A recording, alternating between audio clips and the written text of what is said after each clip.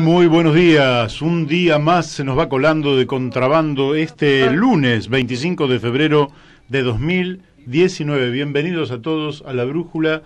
Buenos días, Daniel de Abrantes. ¿Qué tal, Mario? Buenos días a todos nuestros oyentes. Buenos días, Beto, nuestro operador, Beto Perdomo, sin el cual el programa sería absolutamente imposible, así que gracias a él. Y buenos días también a quienes nos escuchan por el aire en todo el Gran Buenos Aires y parte de la capital federal.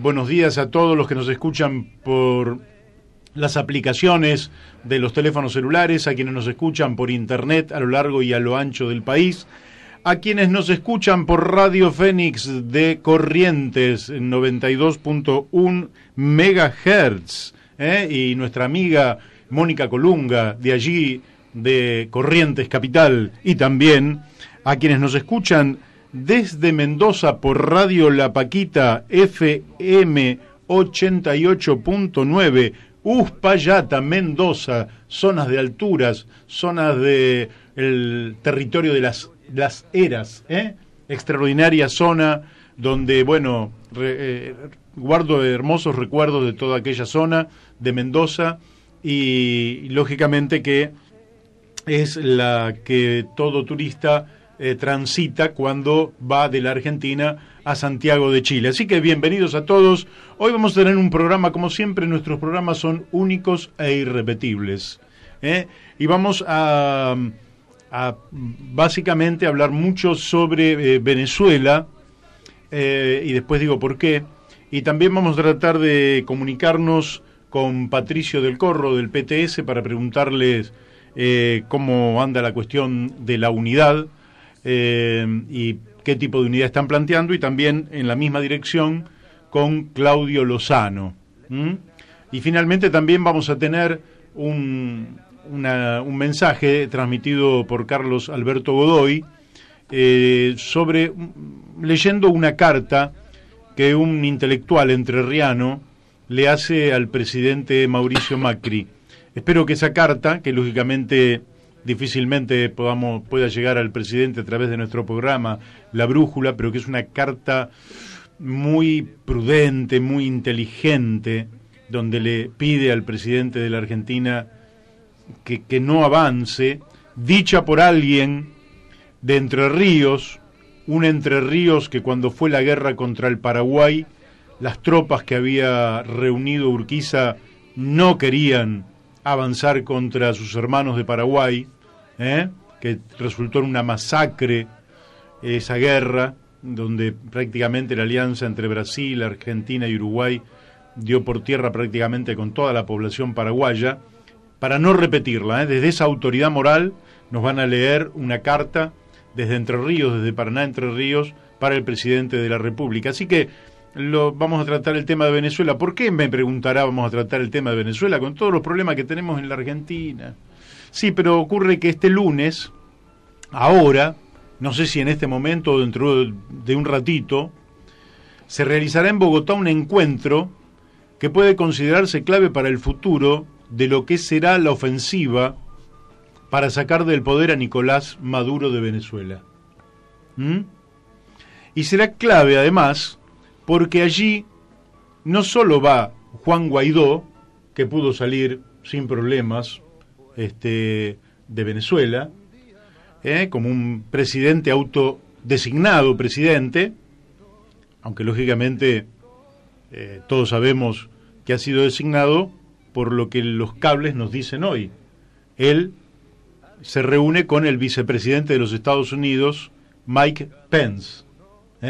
Es decir, que el patrocinador de este presidente, que nadie eligió, es Mike Pence. Y lógicamente que a esa reunión van a asistir integrantes del grupo de Lima, que básicamente son grupos o presidentes que responden a la lógica de los Estados Unidos. Tienen su simpatía por los Estados Unidos, como Mauricio Macri, tiene todo el derecho del mundo a admirar lo que quiera, Lo que no tiene derecho Mauricio Macri, que puede admirar a Estados Unidos y lo que él quiera, eso es su derecho, aparte es un presidente. Lo que no tiene derecho es a ser cómplice de lo que puede resultar una masacre, porque en Bogotá empiezan a sonar los tambores de la guerra. Lo que hoy va a ocurrir son los tambores de la guerra que empiezan a sonar para una intervención militar a Venezuela.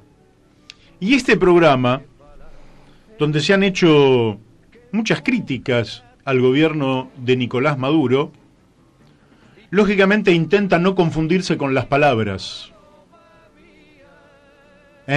Una cosa son las críticas que le podamos hacer al gobierno de Nicolás Maduro en términos de deficiencias republicanas, quizás, como nosotros llamamos, y también quizás en cuestiones técnicas también.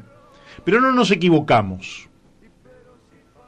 ¿Quién es el poderoso, infinitamente más poderoso, y quién es el débil? ¿Quién es Goliat y quién es David? Y este programa siempre va a estar del lado de David. Sí. Quienes estén del lado de Goliat, vayan a otra radio, escuchen otra cosa. Nosotros siempre vamos a estar del lado de David. Y acá hay otro gran protagonista sin el cual esto sería inentendible, que es el petróleo. Ni más ni menos, Daniel. Ahora vamos a... Yo he tratado de observar cuál era el problema. ¿Por qué? Vos lo decís muy bien, van por el petróleo de Venezuela, porque Venezuela, del petróleo que se sabe que existe en el mundo, y hace 3 años que no se descubre un solo yacimiento nuevo, quiere decir que la cantidad de petróleo que hay es la que se conoce y aparentemente no hay más petróleo, y sobre el petróleo se sostiene básicamente el poder hegemónico en el mundo. De todo ese petróleo, el 20% está en Venezuela. Es muchísimo. Más que en Arabia Saudita, más que en Rusia, más que en los Emiratos Árabes, más que en Irán, más que en Irak. Entonces ahí empezamos a entender un poquito mejor qué es lo que pasa. Pero vayamos por partes, porque desde ya adelanto lo que ya dije. La solución tiene que ser pacífica, democrática y latinoamericana. Y la Argentina debe defender sus principios rectores de toda la vida, de los gobiernos de Irigoyen, de Perón y en general de todos los gobiernos, que es el respeto a la autodeterminación de los pueblos y la no injerencia en los asuntos internos. ¿A qué no saben quién fue el país que más injerencia militar tuvo en otras naciones durante los últimos 100 años? Lo dejo ahí. Sí. Todos lo saben. Pero da el número. Son más de 100 intervenciones. Más de 100 intervenciones militares en los últimos 100 años, ni hablar de las intervenciones diplomáticas, de los servicios de inteligencia de los Estados Unidos que financian periodistas, que lo sepa toda la gente, la CIA y la CIDE nuestra, que está totalmente tomada o parcialmente tomada por la CIDE, por la CIA, que ahora es la AIF, ¿no? Ahí nuestros agentes de inteligencia, tomados por la CIA, le pagan a muchos periodistas que dicen lo que los Estados Unidos mandan decir, sin verificar si es cierto o es falso.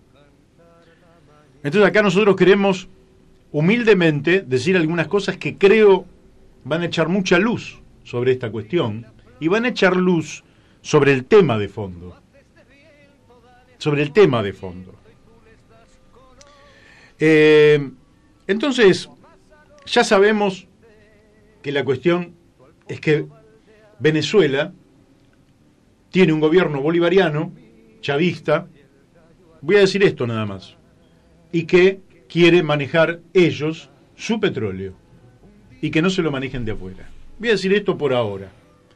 Pero podría ocurrir que el problema de los Estados Unidos fuera básicamente una cuestión de que la democracia que rige en Venezuela no es lo pura que Estados Unidos querría. ¿Será esto cierto? Pues le digo que Estados Unidos avala, simpatiza y mantiene cordialísimas relaciones con monarquías absolutistas que, como en el caso de Arabia Saudita, en la embajada de Arabia Saudita en Turquía, descuartizaron a un periodista. Sin embargo, no han hecho ningún problema. Y es una monarquía absolutista, de democracia no tiene nada. Que los árabes se organicen como ellos deseen. No es asunto nuestro. Simplemente digo que Estados Unidos se llevó muy bien prácticamente con todas las dictaduras de América Latina. Con Pinochet, con Videla, en fin, con todos. Entonces no es una cuestión de democracia. Empecemos a deslindar los problemas. Sí, no es una cuestión de democracia, pero yo te diría que tampoco podemos hacer abstracción del drama del pueblo venezolano, ¿no? El drama de estar viviendo en una situación de crisis muy profunda desde el punto de vista económico, que tendrá una explicación, esa crisis tendrá una explicación, y de además estar expuesto a la posibilidad de ser el pato de la boda de un conflicto armado, ¿sí? No, lógicamente, está bien. La clave de todo esto es el pueblo de Venezuela, es decir, dijimos al comienzo que hablábamos sobre este tema porque están sonando tambores de guerra, y la guerra significa la muerte de niños, la muerte de abuelos, la muerte de mujeres, la muerte de inocentes. Entonces, lo que vos decís, totalmente de acuerdo. Aquí hay que ver cómo se resuelven problemas que tienen que ver con el buen vivir que merece el pueblo de Venezuela, y eso es discutible, es decir, nuestra solidaridad con todos aquellos que sufren, nuestra solidaridad con todos aquellos que reclaman legítimamente por sus derechos. Eso está, incluso con los que se han ido y, bueno, están buscando en otros lugares un horizonte donde vivir. Pero estoy tratando de detectar, por una investigación que hago yo, dónde está el problema. Y el problema no es ese.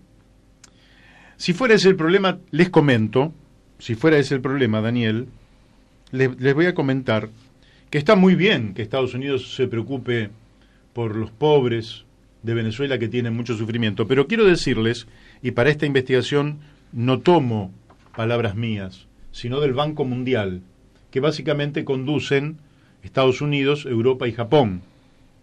El Banco Mundial dice que en el mundo hay alrededor de 3.400 millones de pobres. ¿Escucharon? Sí. Pero resulta que los únicos pobres que nos interesan son los de Venezuela. Para los demás no hay ayuda humanitaria. La ayuda humanitaria es para los pobres de Venezuela. Es raro que Argentina, que tiene... Bueno, no sé si en términos absolutos no tenemos más pobres nosotros que Venezuela. Bueno, es que Argentina debe tener más pobres que Venezuela porque ellos tienen una población más chica. Nosotros tenemos 8 millones de niños por debajo de la línea de pobreza. Y de esos 8 millones, 800.000 directamente no tienen ni el mínimo alimento para una sobrevida normal. Quiere decir que tenemos casi 1 millón de niños que no van a poder desarrollar su cerebro, ni sus músculos, ni sus huesos, para poder llevar adelante una vida normal. Pero nos preocupamos por los pobres de Venezuela. ¿Por qué nos preocupamos por los pobres? Porque Estados Unidos está preocupado por los pobres de Venezuela. ¿Y por qué Estados Unidos se preocupa solo por los pobres de Venezuela y no por los pobres, los 3.400 millones de pobres que hay en el resto del mundo? Creo que va quedando claro que la ayuda humanitaria es simplemente una excusa, un caballo de Troya que utilizaban para penetrar en el territorio venezolano. Porque en Estados Unidos hay cerca de 50 millones de pobres. Bueno, está bien, puede ser una pobreza que esté un escalón arriba. Te aclaro que en torno al tema de ayuda humanitaria y a las controversias que se están planteando en relación a este tema, tenemos, por lo menos yo tengo muy en mi memoria, cuando Estados Unidos, a través de una supuesta ayuda humanitaria, introducía armas en Nicaragua para fomentar la guerra contra el régimen sandinista. Sí, claro, y la ayuda humanitaria era meterles, a través de la ayuda humanitaria, el caballo de Troya y meterles todo tipo de suministro para la contra. Entonces, quiere decir, dijimos que no podía ser un tema de calidad democrática, porque aparte nadie invade un país por un tema de calidad democrática.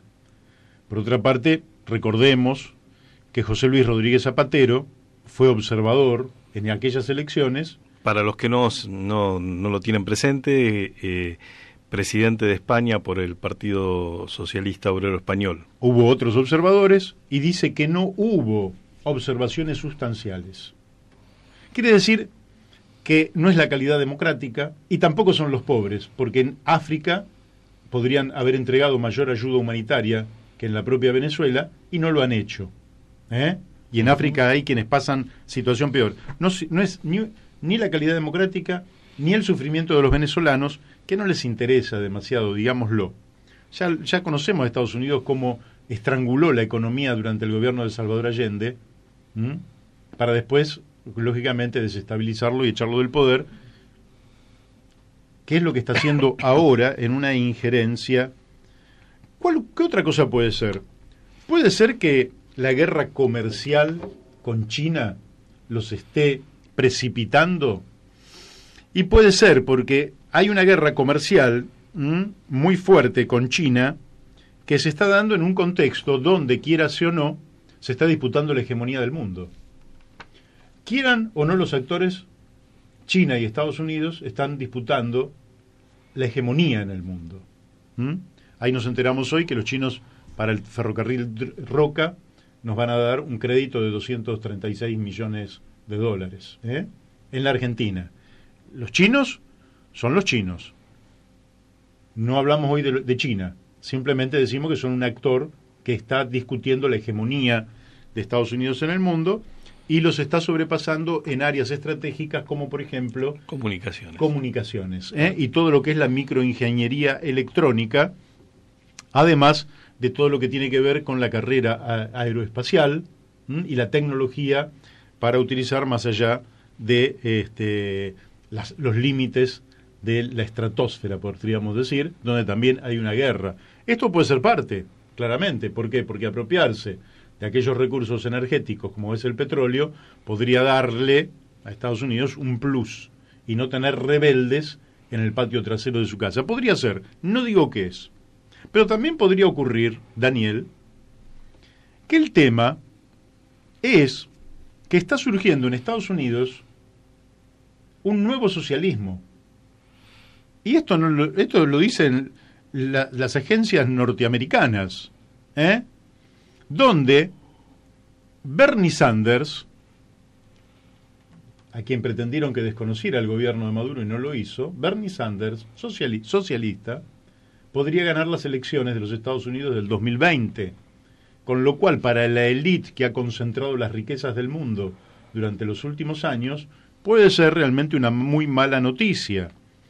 Y ocurre que conforme una encuesta de Gallup, el 51% de los estadounidenses de entre 18 y 29 años tienen una visión positiva del socialismo. Y su referenta, que está creciendo, es Alexandria Ocasio-Cortez, que se declara ser una socialista democrática y que ha ganado en Nueva York con un voto popular. Quiere decir que hay una élite en el mundo que está viendo que se recorta su poder. Ya hemos dado 4 elementos. Hemos dado el elemento de la calidad democrática, que no ese es el tema. Hemos dado el elemento humanitario de la pobreza, que tampoco vimos que era el tema, porque hay muchos más pobres y más pobres aún en otras latitudes y no se preocupan para nada. Hemos visto que podría ser la pelea con China, pero no está en el centro de la escena la pelea con China.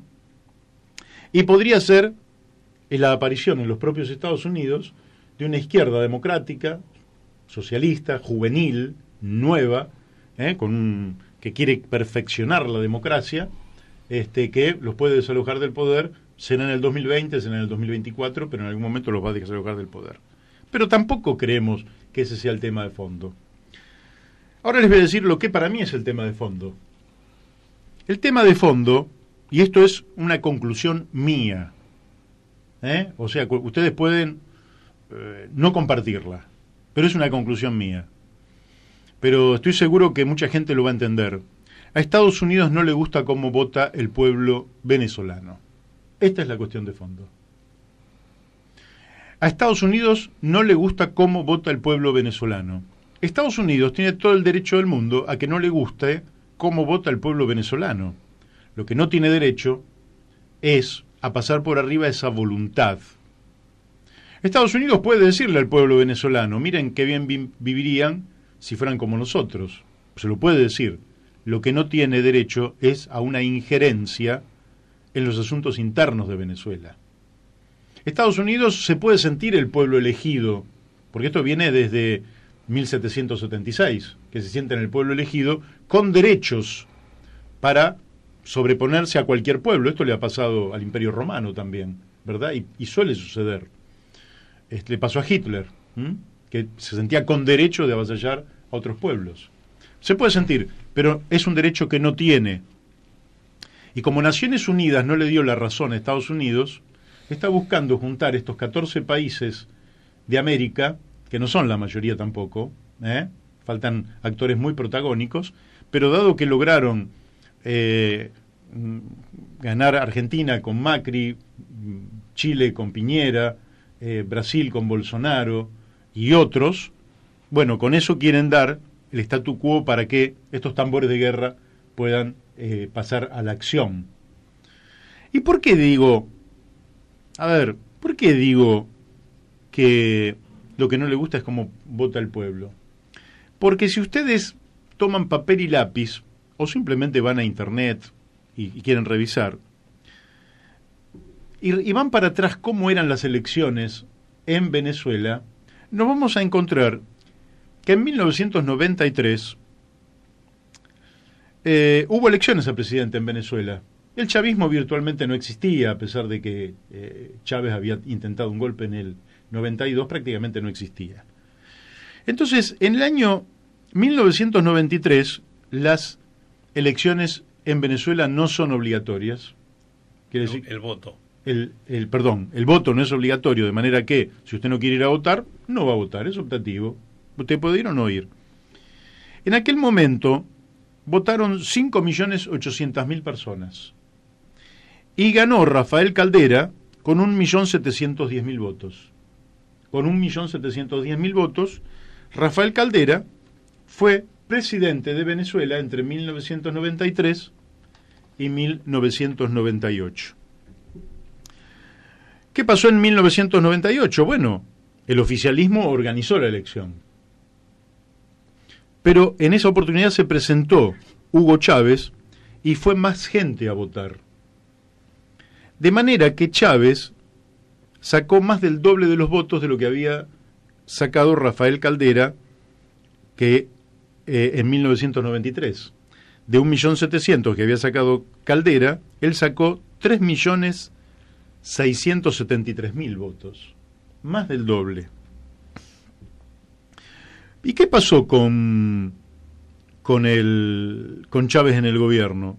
El problema de Chávez en el gobierno es que fue un fenómeno. Puede no gustarte ese fenómeno, Puede no gustarte el fenómeno de Perón. Tenés todo el derecho del mundo. Puedes decir lo que quieras de Perón, pero es un fenómeno. Y democráticamente, ¿qué ocurría cuando estaba Perón? Ganaba las elecciones. De punta a punta. Bueno, lógicamente, ¿qué se hizo? Se dio el golpe sanguinario de 1955. ¿Por qué? Y porque había una oligarquía y a Estados Unidos y a Inglaterra no le gustaba cómo votaba el pueblo argentino. Y durante 18 años estuvo Perón proscripto, con el agravante de que al no morirse, cuando volvió, sacó más del 62% de los votos.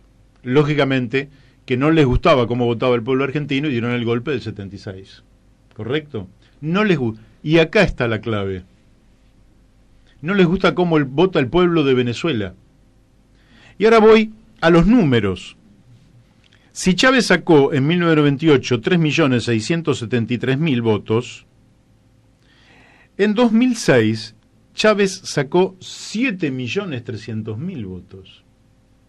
Es decir, ya había sacado el doble de los votos que había sacado Rafael Caldera en 1993. Pero ahora prácticamente saca 4 veces más votos. ¿Qué había pasado? Los sectores pobres de Venezuela se habían entusiasmado con ir a votar. Y lo que era optativo, fueron y votaron. Y claro, la diferencia que hacía Chávez era muy grande. Y en 2012 sacó 8.200.000 votos. Te hago un paréntesis, porque siempre alguien puede estar diciendo desde el otro lado, ¿no? Del otro lado del micrófono. Sí, sí. ¿Y fueron elecciones limpias? Total y absolutamente limpias. Al punto que hubo, es decir, la Fundación Carter las revisó, y aparte se veía, era evidente que la capacidad de movilización que tenía Chávez era impresionante. Te puede no gustar, son fenómenos. Pero, o sea que no fue un dibujo estadístico. No, no fue un dibujo para nada, y este es el problema, que no fue un dibujo. De los 8.200.000 votos que saca Chávez en 2012, Maduro pierde 2 millones de votos en 2018. Pero así y todo, saca más de 6 millones de votos Maduro. Y al sacar 6 millones de votos, deja muy relegado al segundo, que lógicamente saca menos de la mitad de los votos. Entonces, ¿qué ocurre? Lo que están viendo es que no lo pueden voltear a través del proceso electoral. Este es el problema. No les gusta cómo vota el pueblo de Venezuela. E insisto, no te puede no gustar. Lo que vos no podés hacer es decir que alguien que no sacó ningún voto a presidente, que es Guaidó, es el presidente. Claro. Porque ellos dicen, no, el presidente es Guaidó, y ahora nos vamos a reunir los 14 países, incluido Macri, nos vamos a reunir con el presidente legítimo de Venezuela. Bueno, perfecto, nos reunimos con el presidente legítimo. ¿Quién es? Guaidó. Ah, ¿sacó más de 6 millones de votos? No. ¿Cuántos votos sacó Guaidó? Ninguno. ¿Y cómo puede ser presidente legítimo un tipo que no sacó ningún voto para presidente? Bueno, porque Donald Trump dijo que era el presidente. Claramente Donald Trump dio la orden para que Guaidó se autoproclamara. Esta es la verdad. El que no la quiera ver, que no la vea. Esta es la verdad. Dijo, autoproclamate, y el primer gobierno que reconoce a Guaidó, ¿cuál es? Donald Trump. Inmediatamente Bolsonaro, inmediatamente Macri, y así los 14 países de América Latina, que reconocen a alguien que no sacó ningún voto. Perfecto, está bien. Fíjate vos que Maduro dice, bueno, está bien, que el presidente convoque elecciones, que Guaidó convoque elecciones, y vamos a elecciones de nuevo. No convoca elecciones Guaidó. ¿Por qué? Porque no les gusta cómo vota el pueblo de Venezuela, que les va a volver a ganar. Este es el problema que tienen. Entonces, simplemente quiero decir que la solución debe ser pacífica. Te hago otro paréntesis. Sí. Es probable que en una próxima elección se revalide el régimen de Nicolás Maduro o el candidato que el chavismo elija. ¿No sería una salida convocar a elecciones presidenciales por parte del...? Te voy a decir, lo dijo Rodríguez Zapatero. El desconocimiento de la última elección por parte de Estados Unidos y algunos otros fue preventiva. Es decir, no había ninguna manera de que la aceptaran. Por eso no es esa la salida. La salida es que convoque Guaidó. Porque entonces sí la van a tener que reconocer. Si la convoca Maduro van a decir hizo fraude. Si la convoca Guaidó van a decir, bueno, todos van a la elección que convocó Guaidó. Pero no es esa la solución que quieren. ¿Por qué? Daniel, porque hay un aparato de guerra que nadie puede desconocer. Uno de los motores de la economía de los Estados Unidos es la industria bélica, que en su conjunto supera la suma de las industrias bélicas de las 9 potencias siguientes, incluida China, Rusia, que son potencias militares. Vos sumás lo que gastan las otras 9 y gastan menos que Estados Unidos. Para Estados Unidos es una industria. Al mismo tiempo de ser una industria de guerra, es una industria de hegemonía mundial. ¿Sí? Al ser una industria de hegemonía, para que esa hegemonía pueda existir y pueda operar en la subjetividad de las personas, tiene que ejecutar acciones. Por eso invadió a Irak. Por eso invadió Afganistán. Todas mentiras eran. En Irak no existía ninguna arma de guerra. Vos podés no simpatizar, como de hecho nosotros no simpatizamos con el régimen de Saddam Hussein. Ninguna simpatía por ese régimen. Pero tampoco tengo simpatía por otros regímenes. Y sin embargo, vos no invadís aquellos lugares, aquellos países por los que no sentís simpatía. Lo que había en Irak, lógicamente, era petróleo. Y por eso las armas de destrucción masiva no aparecieron nunca. Y el desastre que hicieron en Siria, estamos hablando de millones de muertos. Insisto, hoy defendemos la paz. La paz. ¿Por qué lo atacan a Francisco? Porque defiende la paz. Francisco, al defender la paz, les interrumpe el negocio del armamentismo y les interrumpe también la intervención militar que a ojos vista disciplina al mundo. Porque, viste, Daniel, si no estás con el amo estás en contra. Te castiga. Claro. El amo te castiga. Entonces, ahí lo que estamos... todo es negociable, diríamos. Todo es charlable. Todo merece ser dialogado. ¿Hay razones de los opositores a Maduro? Sí. ¿Hay razones que son válidas? Sí. ¿Hay razones de Maduro? Sí, que son válidas también. Entonces, hay que dialogar. Hay que dialogar. La guerra, decía von Clausewitz, el teórico alemán, decía que la guerra es la política por otros medios. Y yo, aunque él es una autoridad militar que se toma en todo el mundo, me atrevo a decir una cosa totalmente distinta. La guerra es la negación de la política.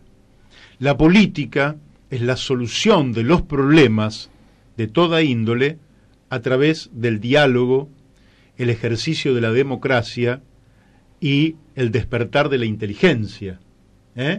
Entonces, la guerra es la negación. Si yo estoy discutiendo con vos, saco un revólver y te pego un tiro, ¿gané la discusión? ¿Mis ideas son mejores a las tuyas? ¿O lo que hice fue desatar una guerra? Y entonces no es la prolongación de la política, es la negación de la política. La política es diálogo. Y hoy lo que el presidente Macri debería hacer es convocar a todo el mundo a un diálogo, con básicamente la participación de latinoamericanos, ¿sí? ¿Por qué? Porque mayoritariamente hablamos el castellano, quienes hablan el portugués los entendemos bien y somos parte de una misma cultura, venimos con valores similares y en general no hay pretensiones de hegemonía. Por ahí algún brasileño sí tiene pretensiones hegemónicas, pero no hay pretensiones de hegemonía. Parece muy atinada la propuesta del presidente López Obrador y de Uruguay. Sí, claro, este es un momento de diálogo, es un momento de paz. ¿Se puede hablar? Claro que se puede hablar. ¿Cómo no se va a poder hablar? ¿Que puede haber malas intenciones de las partes? Claro que las puede haber, Daniel, eso puede ocurrir. Pero ¿qué ocurre? Si vos tenés malas intenciones, seguramente alguno se dará cuenta, y si se da cuenta, estás perdiendo el diálogo. Entonces hay que llegar a una solución pacífica, democrática y latinoamericana sin la injerencia de los Estados Unidos. ¿Y qué opinas en torno al tema de la ayuda humanitaria? Que tanto la ayuda humanitaria es una falacia que acá algunos parecen no querer ver, que es un caballo de Troya. Es un regalo Claro que te puede venir algún camión con cosas buenas, pero adentro de todo eso viene la penetración que ellos pretenden y la destrucción moral de la dirección del Estado. También decían que toda la ayuda humanitaria de la que se está hablando es apenas el 6% de lo que se consume en un día en Venezuela. Sí, lógicamente, porque eso, Daniel, los pueblos tienen... En un día, Claro, los pueblos tienen... Claro, ¿qué va a entrar en un camión? o 10 camiones o 50 camiones. ¿Qué va a entrar? Un poquito, nada más. Vos tenés millones y millones decenas de millones de seres humanos. Es simplemente una forma de decir Guaidó es el que logra la ayuda humanitaria frente a un gobierno desalmado. Son operaciones. A mí esas operaciones me preocupan poco, siempre que no se pasen a los hechos de la guerra. Bueno, son operaciones propagandísticas del imperio. El imperio, qué sé yo, acá hay voceros, el otro día lo escuchaba a Feynman. Es un vocero de la ultraderecha, Eduardo Feynman. Bueno, está bien, tiene todo el derecho del mundo a decir lo que quiera. Muy interesante el mensaje de Roger Waters. Muy interesante el de Roger Waters, porque además tiene autoridad moral, porque el tipo siempre condenó los autoritarismos. Es un libertario. Tiene autoridad para decirlo y me parece que está muy bien que lo haga. Y acá lo que hay que hacer, básicamente, Daniel, para mí es insistir, ver cuál es el problema de fondo. El problema de fondo es que a los Estados Unidos no les gusta cómo vota el pueblo bolivariano. ¿No te gusta? Bueno, no te gusta. Pero intervenir no. Entonces no puede ser que los pueblos del mundo tengan que votar como le gusta a los Estados Unidos. Bueno, tampoco le gustó como votó el pueblo mexicano. Y le robaron la anterior elección a López Obrador, se la robaron, con el beneplácito de los Estados Unidos. Y tampoco, y convengamos que si no le gusta lo que hace un presidente propio o un posible futuro presidente, tienen también los medios para eliminarlo, ¿no? El caso de los hermanos Kennedy. Pero efectivamente, Abraham Lincoln fue asesinado, Daniel. Muchos presidentes fueron asesinados en Estados Unidos. Es una larga lista que en algún momento podemos hablar de presidentes asesinados en Estados Unidos por esta élite, que es una élite que pretende gobernar el mundo, que se siente absolutamente elegida, y que el punto de partida de la élite es una élite petrolera, Rockefeller, petrolera, financiera, sí. Rothschild, Morgan, etcétera, mediática, intelectual, Universidad de Chicago, es una élite que quiere apropiarse de los recursos que hay en el mundo y no quiere que haya problema, que los estados pongan condiciones. Por eso la apertura de las economías debe ser irrestricta, para que ellos vengan y hagan lo que quieran. Y si hay un gobierno que les pone restricciones, lo que tiene que hacer es eliminar ese gobierno. Creo que está claro qué es lo que pasa. Cuando uno revisa todas las elecciones hacia atrás de Venezuela, el problema central que no le gusta a Estados Unidos es que los pobres venezolanos que no iban a votar, ahora van a votar. Y se han hecho bolivarianos. Y esto no les gusta para nada. Porque fue muy claro Simón Bolívar cuando definió la política de unidad de la América antes española, que tanto Inglaterra como Estados Unidos querían fragmentar, y lo lograron, terminamos en una cantidad enorme de fragmentos, y cuando planteaba el peligro del surgimiento de los Estados Unidos de Norteamérica, que entre paréntesis le robó a México la mitad de su territorio. Una parte del territorio de los Estados Unidos, todo lo que es California, Nueva México, Texas, etcétera, eran territorios mexicanos robados por los Estados Unidos. Digo, para los que no tienen memoria, es bueno recordarlo. Pero ahí están sus límites. Al sur del río Bravo no tienen derecho a la injerencia. Hasta allí llegaron, hasta el río Bravo. Más al sur, ya no, muchachos. Y acá está el problema de fondo en la cuestión de Venezuela. Bueno, vamos a ir a un pequeño corte y vamos a tratar de hacer un llamadito a Patricio del Corro, a ver si le podemos preguntar algunas cositas. Y en La Brújula, por Radio La Luna, AM 1140, y ahora estamos en contacto con Patricio del Corro, diputado de la ciudad de Buenos Aires. Buenos días, Patricio.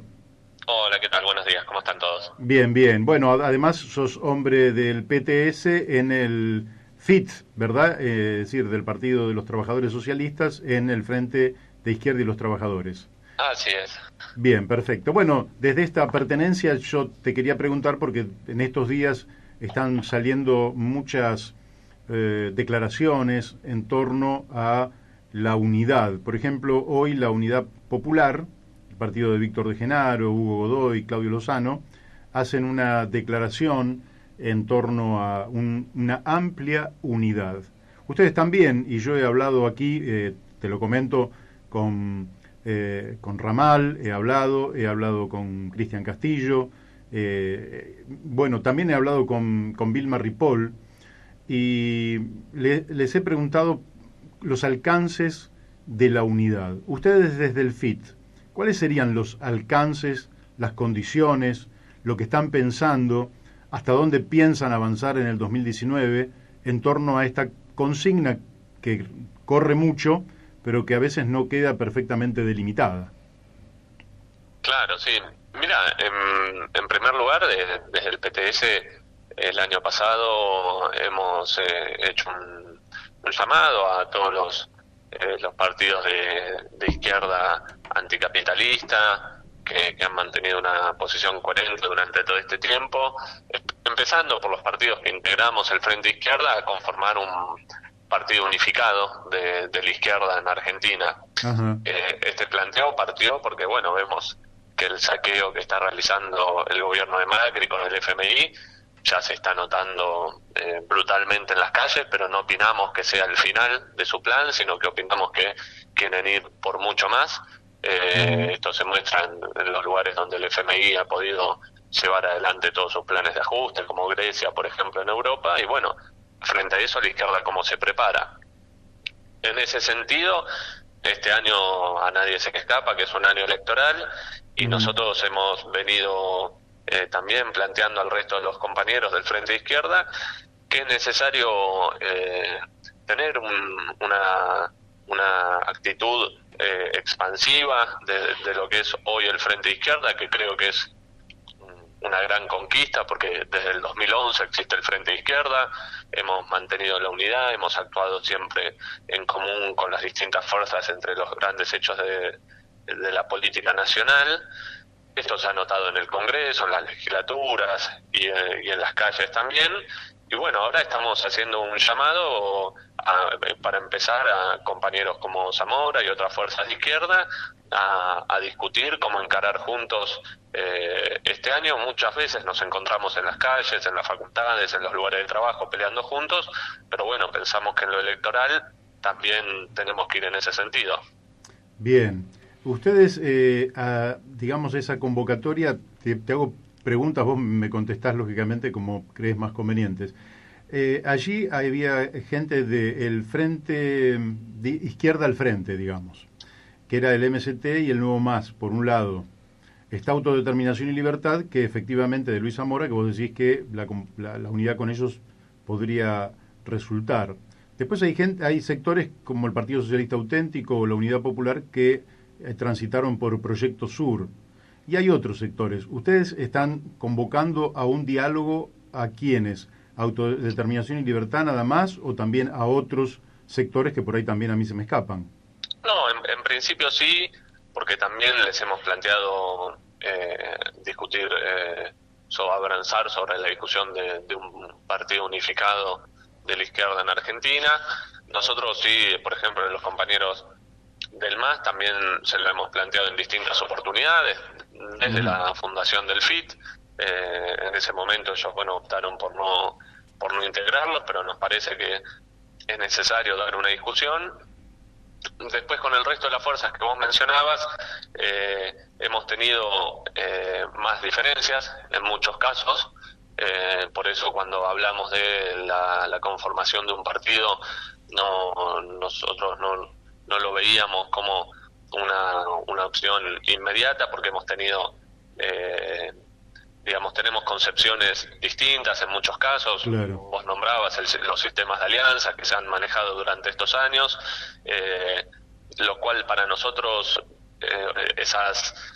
tanto las alianzas que se han dado en el pasado, en el caso del MST, con Luis Juez en Córdoba, que hoy va a ser candidato del macrismo, o con Pino Solanas, que formó UNEN, pero ahora está volviendo a plantear la unidad con el kirchnerismo. Nos parece que cuando se mueven tanto, esos ejes de tipos de alianzas que se hacen, es porque, no está muy claro, no está muy claro que sea una prioridad hacer una alianza independiente de todos los sectores empresarios y de los partidos tradicionales en Argentina. Por eso nosotros primero opinamos que tenemos que avanzar con los compañeros que te mencionábamos, y después desde ya me parece que los próximos años van a abrir un debate muy importante en la Argentina, porque como vos mencionabas al principio, el peronismo está hablando mucho de unidad también, pero es una unidad que a nosotros por lo menos no nos convence mucho, porque si uno ve a Perotti, por ejemplo, que va a ser el candidato del kirchnerismo en Santa Fe, y es el que le pagó a los fondos buitres, o sectores de los gobernadores que son los que habilitaron la reforma para robarle el sueldo a los jubilados hace un año, aliarnos con esos sectores nos parece que no es ninguna salida para adelante, porque son los que garantizaron el ajuste de Macri o quienes lo apoyaron. Entonces ahora no puede ser que esos mismos que le robaron a los jubilados o que le pagaron a los buitres vayan a ser la solución. Pero me parece que hay muchos sectores en el medio que hoy en día todavía opinan que hay una salida por ahí. Nosotros creemos que en los próximos años evidentemente se va a abrir una discusión muy grande en el país, porque va a haber una salida del FMI o una salida que es de ruptura con el FMI, que es la que estamos planteando desde el Frente de Izquierda, y bueno, y me parece que eso va a cruzar las aguas mucho más lejos que estas elecciones. Claro, para ir cerrando, podríamos decir que ustedes plantean la cuestión en 3 niveles, vos me corregís. Uno sería la constitución de un partido único entre quienes conforman actualmente el FIT, que sería el PTS, el PO e Izquierda Socialista. Después habría un segundo nivel de quizás un frente, eso sería un partido único. Después habría un frente más estratégico, y mi pregunta sería, a veces hay alianzas electorales que son tácticas, que la ley las contempla al solo efecto de una elección y sobre algunos denominadores muy básicos. Ustedes, de cara al 19, están viendo en esa alianza táctica que amplían el espacio, que creen que más o menos con el espacio que hoy es el FIT, que realmente ha ganado una representatividad en la política argentina, más un acuerdo con Zamora y el Nuevo MAS, ¿alcanza o piensan ir por más? Esa sería la pregunta que por lo menos se formula alguna gente que nos la ha hecho a nosotros, y nosotros no se la pudimos responder porque lógicamente necesitamos a los protagonistas y ustedes son los protagonistas. Sí, claro. Sí, básicamente es correcto lo que decís por las alianzas electorales de este año. Nosotros opinamos que tenemos que avanzar por ahí. Creemos que el Frente de Izquierda tiene un programa que comparten los sectores que mencionaste vos. Queremos avanzar por ahí porque, como te decía previamente, muchas veces se podría pensar frentes con menos puntos, y que por ahí contemplaran a sectores que vienen de tradiciones políticas distintas, pero con quienes no tenemos muchos acuerdos de fondo, y no nos parece tampoco lo más producente en lo inmediato, porque hoy en día en la Argentina, si uno sale a la calle, también hay un gran malestar con la política, con los políticos en particular, con los políticos tradicionales especialmente, pero con la política en general. Y yo creo que hay muchas veces que tienen razón, porque uno vota a alguien y no sabe con quién va a estar esa persona en 2 años. Puede estar en sectores completamente distintos. El Frente de Izquierda en eso no ha traicionado a ninguno de sus votantes. Y ninguno de los sectores del Frente de Izquierda uno los ha votado, y a los 2 años estaban haciendo alianzas con otros. Entonces nos parece que esas son bases firmes, que nosotros estamos orgullosos de esas bases firmes. Queremos avanzar sobre eso desde ya, pero bueno, en primer lugar queremos discutir con los sectores más cercanos, que también son sectores importantes para lo que es la izquierda en la Argentina hoy, y bueno, y sobre ahí evidentemente tendremos que pensar nuevamente con el resto de los compañeros del Frente de Izquierda.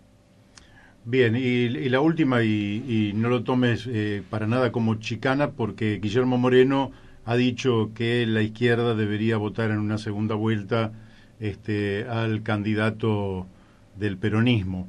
eso lo doy por descartado, ¿verdad?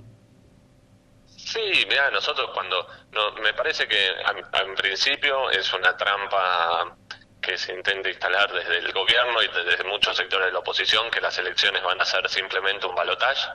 El balotaje, cuando se pensó, digamos, los orígenes de donde empieza a existir el balotaje, es para buscar que gobiernos que tienen muy poca legitimidad, porque tienen pocos votos, sean relegitimados poniendo entre dos opciones, especialmente en la tradición de la política francesa. Entonces nos parece que ya la idea de discutir solo en estas elecciones un balotaje no es correcta. Y en segundo lugar, lo que sí está claro es que nosotros, por ejemplo, si bien el peronismo nos dice que el masismo es parte de la solución y que hay que votar al masismo con como te decía, con los Perotti, con todos los que garantizaron el saqueo durante estos años, bueno, no nos van a convencer. Y nosotros siempre lo que seguimos estando, y todo el mundo lo sabe también, es para enfrentar las políticas de ajuste de estos gobiernos. Saben cómo el Frente de Izquierda vota en las cámaras de diputados o en las legislaturas, y saben que siempre estamos en las calles en primer lugar para reclamar contra estos atropellos, y ese es el camino que hay que reforzar, me parece. Bien, bueno, Patricio, como la crisis se seguirá agudizando en la Argentina, seguramente te estaremos llamando en alguna otra oportunidad. Por el día de hoy, muchísimas gracias por haber participado en este programa, y de mi parte te mando un abrazo y el agradecimiento correspondiente. Dale, muchas gracias a vos, Mario, y seguramente estaremos en contacto y nos vemos también en las calles. Un abrazo. Dale, hasta siempre. Gracias. Bueno, hemos hablado con Patricio del Corro, del PTS, y nos ha aclarado la postura sobre el criterio con el cual van a abordar este desafío de la unidad. Bueno, dentro de un ratito vamos a estar hablando también con Claudio Lozano, que han hecho una declaración desde la Unidad Popular, con Víctor de Genaro y Cachorro Godoy, respecto de la unidad, una unidad muy amplia, sostienen ellos, y bueno, lo vamos a escuchar, a ver de qué se trata y cómo viene esto, porque nuestro pueblo, lógicamente, quiere soluciones para vivir mejor, y sabe que este año hay elecciones, y bueno, tratará de elegir entre las opciones que existan la que le parezca más conveniente, justamente para resolver buena parte de los problemas que los argentinos en gran medida nos autoinfligimos, porque hay muchos problemas que nos los inventamos nosotros solos.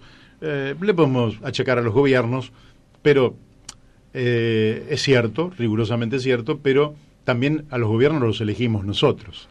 Así que son problemas que nos lo autocreamos nosotros. Bueno, hay que resolverlos, y vamos a seguir hablando de aquí digamos, hasta octubre, sobre todo el proceso político electoral también que se da en la Argentina y que es de sumo interés. Es un tema de la unidad, ¿verdad? Aparecería que hablamos de la unidad porque hay un sistema democrático que requiere juntar una cantidad de voluntades para conformar una mayoría para poder gobernar. Eso es lo que, entiendo yo, se expresa a través de la búsqueda de unidad. Ahora, cuando decimos que vamos a un proceso de unidad y no ponemos esa connotación en el escenario, o sea, ¿qué entendemos por unidad? ¿Qué entendemos? ¿Frente a qué? Claro, Patricio creo que ha sido bastante claro acerca de cómo entienden ellos, es decir, cómo van evolucionando en el tema de la unidad. Lógicamente que aparecen otros actores como Roberto Labaña y dice la unidad nacional, claro, tal cual sostiene la Constitución Nacional, pero todos sabemos también que la unidad nacional, si hablamos del 100%, es imposible.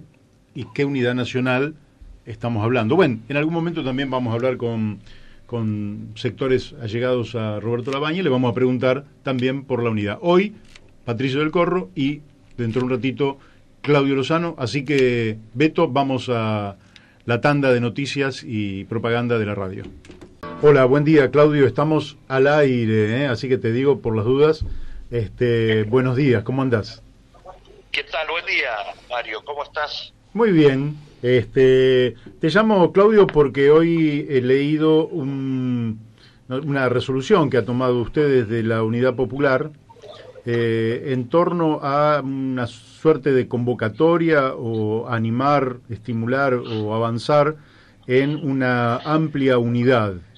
Y me gustaría, lógicamente, porque hace a la curiosidad, pero también es una información de alto valor, cuando hablan de unidad, Claudio, ¿hasta dónde están avanzando ustedes? ¿En qué están pensando en concreto? Mira, la verdad es que el diagnóstico que nosotros hacemos del momento es que, digamos, si uno toma la conflictividad vigente en la Argentina, las movilizaciones que se han dado desde el 2015 para acá, que realmente han congregado multitudes. De hecho, objetivamente, el último 13 de febrero hubo una movilización multitudinaria convocada por una parte del espacio sindical, más los movimientos sociales. Hubo cerca de 150.000 personas en la 9 de julio, más de 500.000 en todo el país. Junto a esto, cualquier estudio de opinión pública muestra ante la consulta que entre el 65 y el 70% de los argentinos no están de acuerdo con el rumbo que hoy tiene el país. Y sin embargo, a la hora de transformar eso en una discusión electoral, lo que se observa es que hay una notable dificultad para expresar ese 70%, de manera tal de ponerle límite a finalizar con esta gestión y abrir la puerta a una discusión distinta.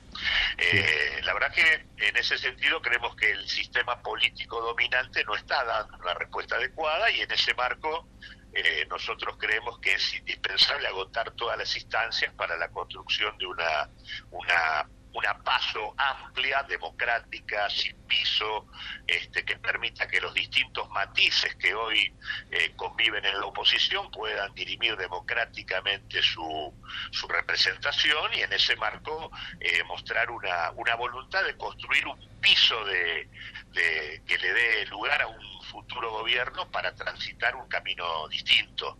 En ese sentido, cuando vos me preguntás por los límites de la unidad, lo que nosotros sí ponemos son dos cuestiones. La primera, desterrar la lógica de las políticas neoliberales como arsenal de políticas a aplicar en la Argentina. Me parece que en este sentido tendría que haber un piso de acuerdos en torno a que la idea del aperturismo a las importaciones, la idea de la desregulación, la idea de las privatizaciones y el endeudamiento como claves de la estrategia política para el desarrollo argentino, habría que terminar con esa historia. Creo que en ese sentido hay un punto de partida para poder configurar un espacio de unidad que tiene que tener ese piso como acuerdo básico. Y el segundo elemento es que también sería importante desterrar lo que es un enfoque que hace de los jubilados, los trabajadores, los pobres y el Estado como el problema principal a la hora de discutir los problemas de competitividad de la economía argentina, ¿no? Y colocar en el centro del debate los problemas del endeudamiento, la fuga de capitales, la tendencia a la desinversión, la falta de una estructura impositiva de carácter progresivo, es decir, aquellas cosas que tienen más que ver con discutir lo que efectivamente está hoy complicando las posibilidades de que nuestra Argentina pueda tener un sendero, pueda encaminarse en un sendero de desarrollo. Así que la idea aparte es abrir un espacio de discusión con otros actores. Iniciamos con esto una serie de reuniones, vamos a conversar con las distintas fuerzas en el intento de expresar de la manera más adecuada posible ese gran cúmulo de personas que todos los días sienten que esta perspectiva que se está aplicando en el país no le da respuesta, y que además la verdad que nosotros vemos con preocupación que este gobierno pueda estar todavía en el marco del desastre imperante discutiendo la posibilidad de reelegir. Me parece que eso realmente sería un problema para todos los argentinos, porque el nivel de agresión sobre las condiciones de vida de nuestro pueblo ha sido realmente muy significativo. Y en segundo lugar, también creemos que es un tema importante determinante para lo que es el equilibrio en América Latina. O sea, creo que en un contexto donde ha ganado Bolsonaro en Brasil, donde tenemos digamos, a Duque como el birro de Uribe en Colombia, donde tenemos a Piñera en Chile, y demás, la verdad es que nos parece que sería una señal positiva, en línea con lo ocurrido recientemente en México con López Obrador, que quien gobierne la Argentina a partir del 2019 no sea Macri. Me parece que si fuera Macri se consolidaría o se cristalizaría un escenario regional sumamente complicado, que a su vez en términos de la perspectiva futura de la Argentina también tiene graves problemas, no solo en términos de las condiciones de vida de buena parte del pueblo argentino, sino también en términos de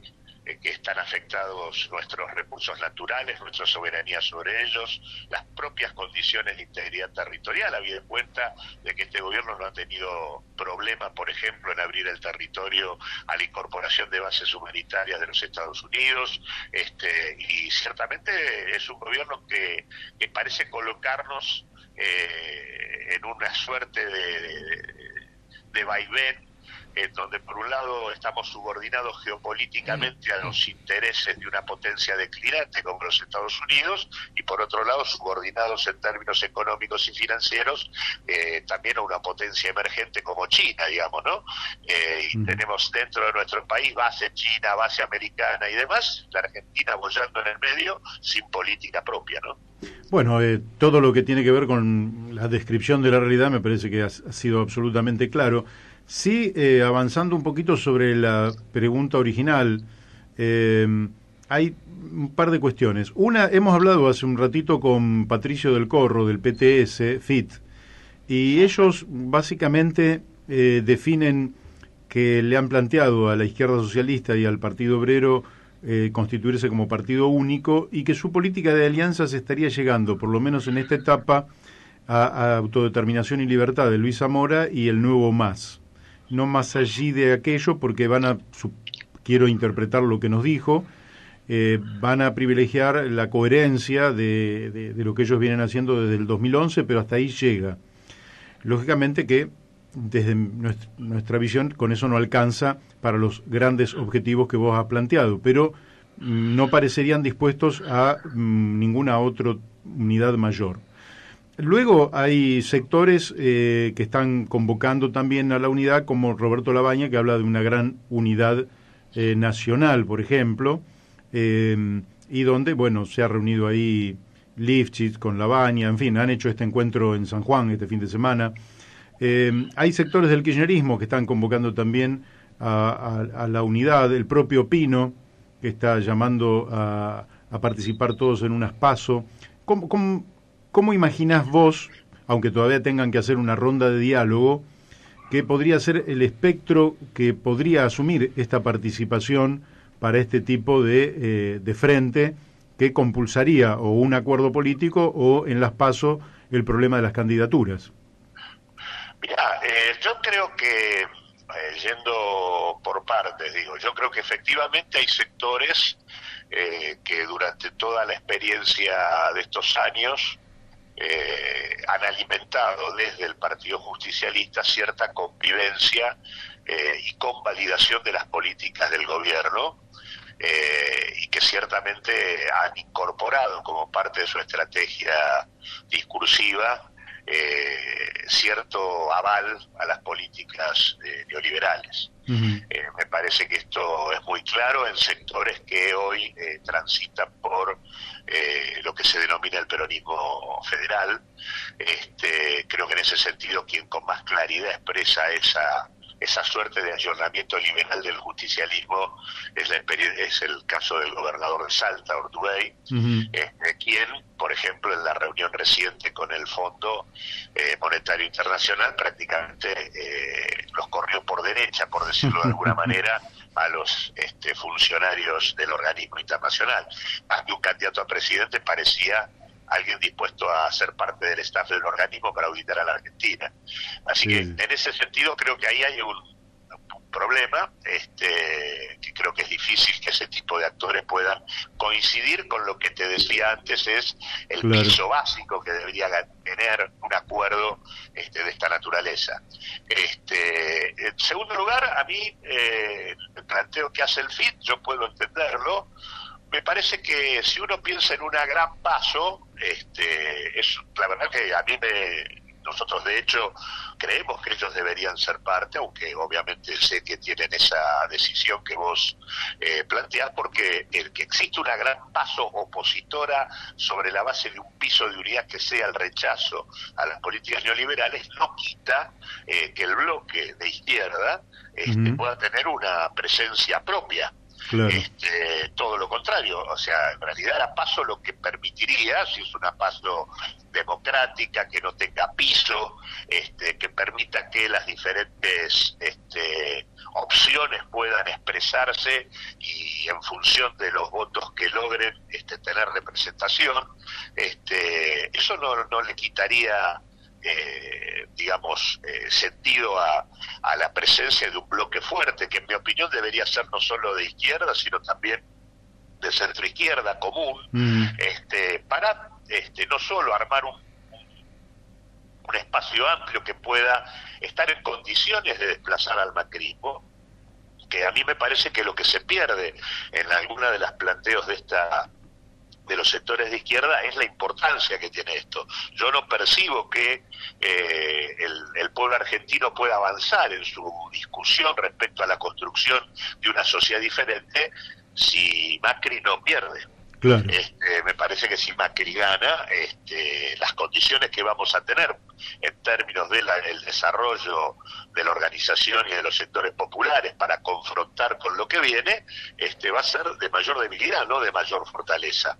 Por eso es que creemos que es prioritario terminar con este gobierno. Y del mismo modo que lo decimos en términos nacionales, también lo decimos en términos regionales. No es lo mismo que en América Latina que la Argentina ratifique el rumbo neoliberal de la región a que no lo haga. Así que para nosotros eso ocupa un lugar prioritario, lo cual no quita que creemos que en ese escenario de las PASO, los sectores que tenemos una visión más ligada a corrientes emancipatorias de izquierda o de centro izquierda, que estamos más comprometidos con definiciones de mayor profundidad, etcétera, etcétera, podamos gestar una propuesta propia.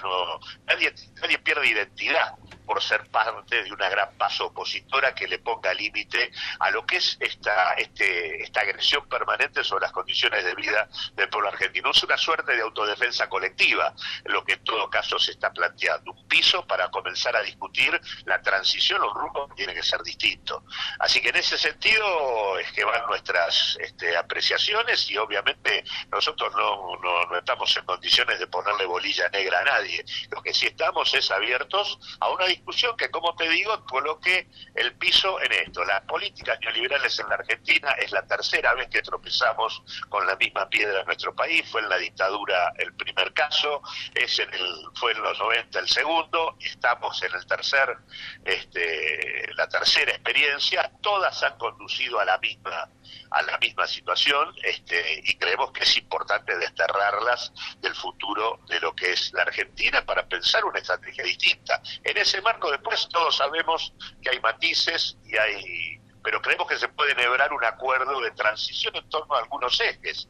En primer lugar, Argentina necesita ir a fondo en una reforma institucional que profundice la democratización del país. Es necesaria una asamblea constituyente que replantee el rol que tienen los distintos poderes, que incorpore el tema de la participación directa y semidirecta de la población en las decisiones. Es importante ir a fondo en un proceso que democratice, por ejemplo, el Poder Judicial. Me parece que ahí hay un conjunto de cuestiones, que hay un primer debate institucional de la Argentina que es imprescindible. Creo que hay un segundo punto que es el tema de terminar con la pobreza en nuestro país. Es absolutamente inentendible que este país siga teniendo un tercio de la población en esta situación, cuando todas las estimaciones de las que se disponen muestran que, por ejemplo, en materia de ingresos, con solo transferir el 2,5% del producto en políticas específicas sobre las poblaciones sumergidas, estaríamos colocando a todos en un umbral de ingresos superior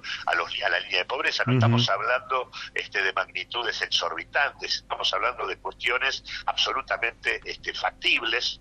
El otro elemento que también está claro es que la Argentina no resiste más el proceso de concentración poblacional y demográfico vigente. Es un país con espacios vacíos enormes, donde la posibilidad de repoblar el país sobre la base de polos de desarrollo regional, digamos, es una imperiosa necesidad. El conurbano bonaerense o los conurbanos de las principales ciudades se van transformando prácticamente en invivibles en función de cómo la población se agolpa buscando oportunidades que perdió en los lugares de origen.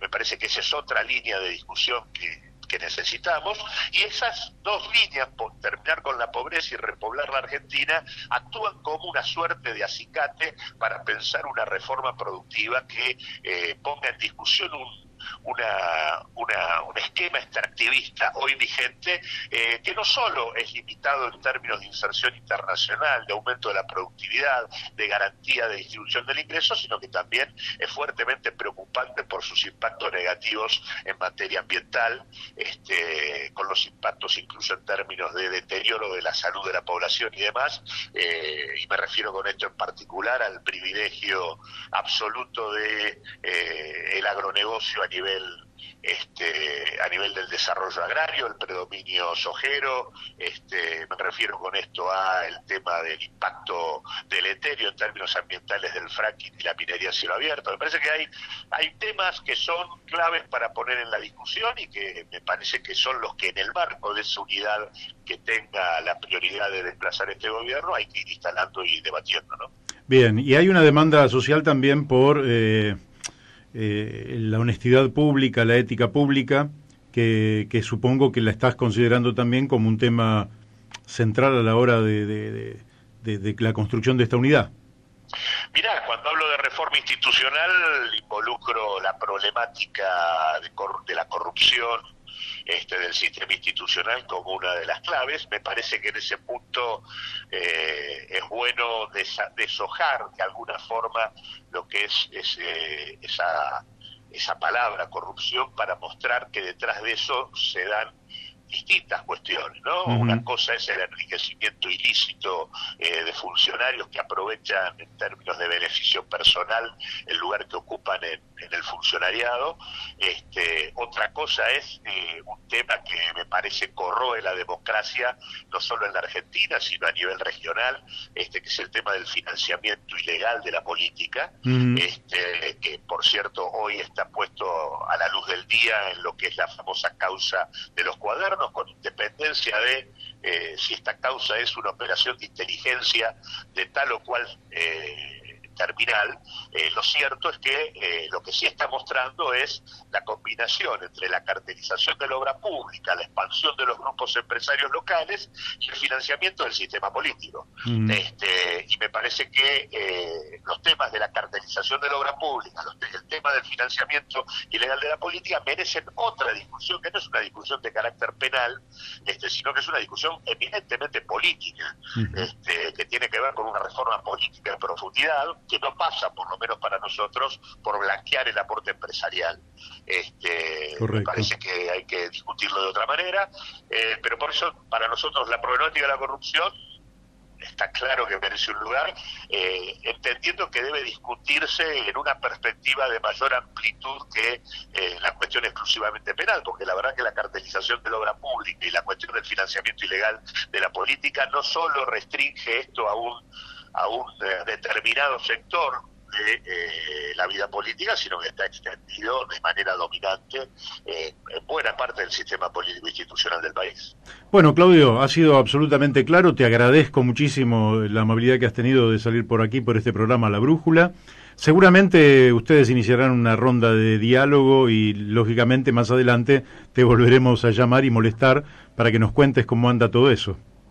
No, al contrario, el agradecido soy yo, somos nosotros en función de que nos hayas permitido explicar el planteo que queremos llevar adelante. Bueno, muchísimas gracias, te mando un abrazo. Igualmente, hasta siempre. Hasta siempre. Bueno, hemos hablado con Claudio Lozano, diputado nacional, mandato cumplido, y ha sido, creo que de una meridiana claridad todo lo que nos ha dicho, donde el piso de denominadores comunes tiene un contenido sólido, amplio, y bueno, y la verdad que la Argentina, si quiere salir del lugar en el que está, va a tener que justamente tener amplitud en varios aspectos, y entre otros un programa de gobierno que represente un cambio sustancial, como a veces decimos nosotros, en la ocupación y el uso del suelo, que lo planteó muy bien Claudio, y en otra enorme cantidad de temas que son de índole estratégica, y lo vamos a estar llamando a Claudio dentro de un tiempo para ver cómo han evolucionado esas conversaciones de unidad por doquier. Bueno, hemos tenido dos voces del centro hacia la izquierda. Daniel, ¿tenés algún tema ahí pendiente? Si no, después vamos a escuchar esta carta. Quiero decirles que mucha gente debe estar escuchándonos con la idea de que participe en este programa Beto Casella. Beto Casella sale mañana a las 13:10, más o menos 13:10, 13:15, vamos a estar hablando con él hasta la finalización del programa, así que vamos a estar hablando de muchísimas cosas. Quienes quieran acercarnos a alguna pregunta lo pueden hacer llamando al 4443-7424. Mañana martes, Beto, después de su programa de radio por la Rock and Pop, va a estar hablando con nosotros largo y tendido. Lo vamos a tener hasta el final del programa, prácticamente 40 minutos, sí, por ahí 30, 40 minutos, y vamos a estar hablando de todo. Miren que vamos a hablar de cosas que habitualmente no hablamos en este programa, pero que con Beto va a ser necesario conversarlas porque él es una personalidad de los medios en la Argentina, es amigo y realmente vamos a escuchar sus reflexiones con muchísima atención. Y Daniel tiene una pregunta preparada para mañana. Eso va a ser a partir de las 13:10. Y no adelantes tu pregunta, porque la dejarás para mañana. Y yo tengo un montón también de preguntas para hacerle. Hay varias. A Beto Casella. Quería hacerte un comentario sobre esta última intervención de Claudio Lozano. Evidentemente uno siente en este momento que estamos viviendo una urgencia nacional, ¿no? No es un momento más en la historia, es un momento donde percibimos o sea, constatamos que estamos en una gran crisis y percibimos que esa crisis puede ser mucho más profunda en los próximos meses y en los próximos 2 años, con lo cual la verdad que nos pone en términos de una emergencia nacional, y la verdad que es imperioso encontrar caminos de unidad de los sectores populares para consolidar una salida de esta situación. Y lo otro que quería comentar es que deberíamos también llegar a un consenso en torno a la utilización de las PASO, porque las PASO son una gran herramienta. Uno de los problemas que ha tenido el campo popular en los últimos 30 años, y lo hemos vivido muy de cerca nosotros, ha sido el tema de las metodologías de construcción, ¿sí? Uh-huh. La rosca política siempre ha primado sobre cualquier otra fórmula democrática, participativa, y la verdad que tenemos un instrumento, ¿sí? Que está en nuestra legislación, que son las PASO, uh-huh. ¿Sí? Que habría que darle un carácter lo más democrático posible, bajando o eliminando pisos y abriendo la posibilidad de la mayor cantidad de participación posible, y creo que ese debería ser el primer acuerdo, defender ese espacio de unidad que pueden ser las PASO como herramienta de confluencia de los distintos sectores políticos. Sí, yo creo que sí. Es decir, el dato de la realidad política argentina es que hay muchas identidades, cosa que enriquece la política, que haya muchas identidades. Pero al mismo tiempo, si esas identidades no se reúnen, es como que permanecen divididas y hacen las veces de ser funcionales a quien hegemoniza hoy el gobierno en la Argentina, desde una política cuyas consecuencias son muy malas para el país. Y van a ser aún muchísimo peores porque la lógica de ellos, Daniel, es que lo que tienen que hacer es una reforma laboral para bajar los salarios, una reforma previsional para bajar las jubilaciones y buscar a través de cualquier medio que se reduzca el gasto público. Esta política es nefasta y mañana probablemente haga avance sobre esto. Mañana vamos a hablar en la primera hora con Miguel Ponce, al cual también tenemos muchísimas preguntas para hacerle. Pero yo hice un pequeño trabajo de investigación acerca de la magnitud del Estado argentino. Quiero decir que el Estado argentino es pequeñísimo. ¿Cómo, Masitelis, y todos los economistas liberales dicen que es un Estado enorme, elefantiásico? No, es una hormiga. El Estado argentino gasta, Daniel, menos de 100.000 millones de dólares, con un territorio de 3 millones de kilómetros cuadrados, gasta menos que el Estado de Israel, con un territorio de 20.000 kilómetros cuadrados. Claro. No vamos a decir que gasta menos que el Estado de los Estados Unidos, porque aquel gasta 60 veces más. La población de Estados Unidos es 8 veces mayor que la Argentina, no es 60 veces mayor. Y el territorio es, digamos, 4 veces mayor, por decirlo de alguna manera, no 60 veces mayor. Cuando vos observás países chiquitos como Bélgica, que es el 10% de la provincia de Buenos Aires, tiene un Estado infinitamente más grande que el Estado argentino. No hablemos del Estado de Italia. Italia es un poquito más chico que la provincia de Buenos Aires. Apenita, vamos a poner que fuera igual, 300.000 kilómetros cuadrados, vamos a suponer. Bueno, el Estado de Italia es infinitamente más grande que el argentino. No hablemos del de Alemania. Y en relación al tamaño de la economía, ¿cómo lo ves? Bueno, y en relación al tamaño de la economía, hay muchos países que tienen una participación mucho mayor en la economía y andan perfectamente bien, como son los países como son Suecia, como son Finlandia, cuyos estados son más grandes que el nuestro, con territorios y poblaciones más chicas, y su porcentaje sobre el conjunto de la economía es mayor.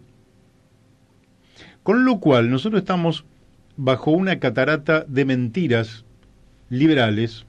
No son liberales, son mentiras que se encubren en un discurso libertario, pero son falaces. El Estado argentino es muy pequeño para el enorme territorio que tenemos. Por eso en algún momento creo yo que va a haber que plantear que la Argentina tiene que ser una potencia económica. ¿Qué dijo Masitelli? Sí, dije potencia económica. Porque serás lo que debas ser o si no, no serás nada.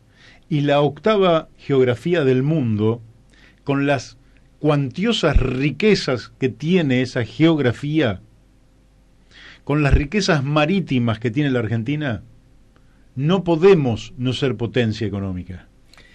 Es decir, estamos, yo te diría, condenados a pensarnos a nosotros mismos como potencia económica, para la felicidad de nuestro pueblo, pero también para la realización de la nación argentina, que no puede tener estas pequeñas dimensiones de un Estado que gasta, cuyo gasto primario, al cual nos llevó este gobierno, es de menos de 100.000 millones de dólares, que es una verdadera miseria espantosa. Y encima dicen, no, pero el problema es que los jubilados ganan mucha plata. ¿Cómo? No tienen cara.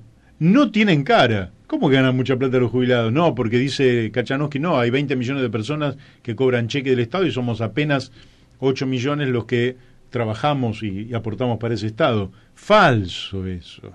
Primero que lo que aporta Kachanowski es nada, porque son teóricos retóricos que lo que hacen es escribir tweets y no le aportan nada a la economía. Pero es un concepto absolutamente falso, falaz. Ahora bien, la Argentina sí necesita un desarrollo económico poderoso, pero no del siglo XX, del siglo XXI, en favor de la calidad de los habitantes de la Argentina, que podríamos ser muchísimos más de los 45 millones que somos actualmente, pero también a favor de la naturaleza. Una civilización ecológica para la Argentina, no el fracking, la minería a cielo abierto, el modelo sojero, el extractivismo urbano y la depredación ictícola en el mar argentino. Nada de eso nos sirve. Hay que ir a una civilización ecológica, ser potencia económica en el marco de la defensa del valor humano, como planteaba Alfredo Palacios, y la defensa del ambiente, como también lo hemos hablado con Laura Deriu, con Antonio Elio Brailovsky, con Alfredo Abelín. Es decir, el desafío del futuro de la Argentina no es estas políticas de achicamiento que deterioran la calidad de vida del pueblo y encima contaminante, extractivista, que lo único que hacen es chuparle a la naturaleza, explotar a los seres humanos y a la naturaleza. Este modelo, muchachos, ustedes que se llaman libertarios, ustedes son el atraso, son la explotación capitalista del siglo XVIII, que ya no existe más en el planeta Tierra.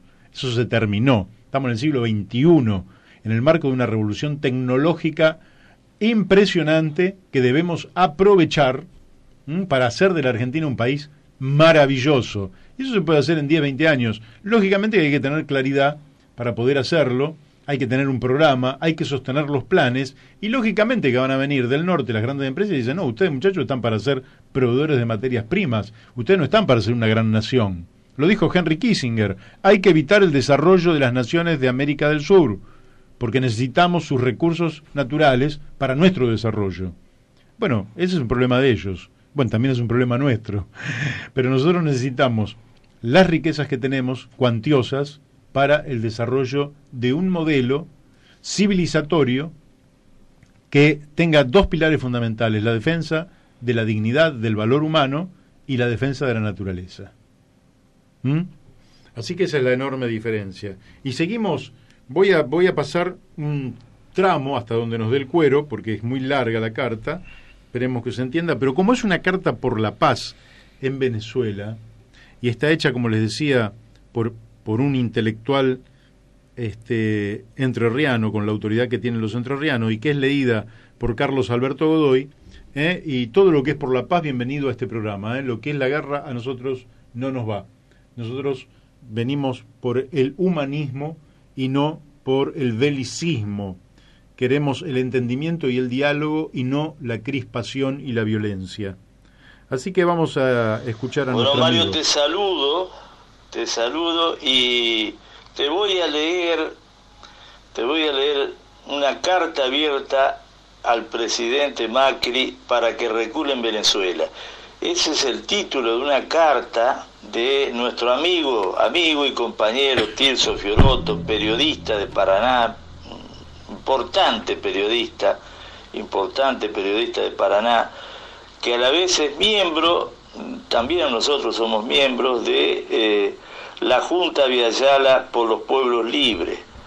Junta Viayala de los Pueblos Libres, que reivindica la figura de Artigas y que reivindica las antiguas culturas de nuestro continente, de nuestra región, de nuestra zona y de nuestro continente. Muy importante. Mostrando que aquellos pueblos tenían un vínculo con la naturaleza, tenían un respeto por la mujer, por los niños, que es necesario volver la mirada hacia ellos y hacia sus enseñanzas, las enseñanzas de su cultura. Muy bien. Este lunes está previsto que se produzca una reunión de emergencia del Grupo de Lima que solicitó Guaidó, y participará también el vicepresidente de los Estados Unidos. Ya hablamos de eso. Comienzo la carta. Señor presidente Mauricio Macri, por la presente le solicitamos como argentinos que dé un paso atrás en la arremetida internacional contra el gobierno de Nicolás Maduro Moros en Venezuela, y lo haga en la seguridad de que lo cortés no quita lo valiente. No pensemos en los bronces de mañana, pensemos en la sangre de hoy, que lo demás es cuento. Los seguidores de Maduro Moros podrían exponer días enteros con razones, y los opositores que están con Juan Guaidó Márquez también, días enteros. Pero esa vía ha sido explorada ya sin resultados. Esta no es hora de pretendidas razones que choquen, sino de actitudes que preserven la vida. Hora de arraigar, de ir por las raíces que no se rinden así nomás y en lo profundo son las mismas raíces. Los cancilleres del Grupo de Lima escucharán razones este lunes, razones de una de las partes. No es por la vía de la razón y las leyes que honraremos la vida de nuestras hermanas y nuestros hermanos venezolanos. No es solo por esa vía que cuidaremos la soberanía del pueblo ni esa hermandad histórica. No, las dos partes en luchas allí tienen de qué agarrarse. Y sabemos que cuando se avecina la violencia extrema, los bandos en pugna ya han apilado argumentos para repartir. No, no es la razón, no son las leyes que todos han infringido de algún modo. Si nos obstinamos en ese camino, vamos enfilados a la muerte.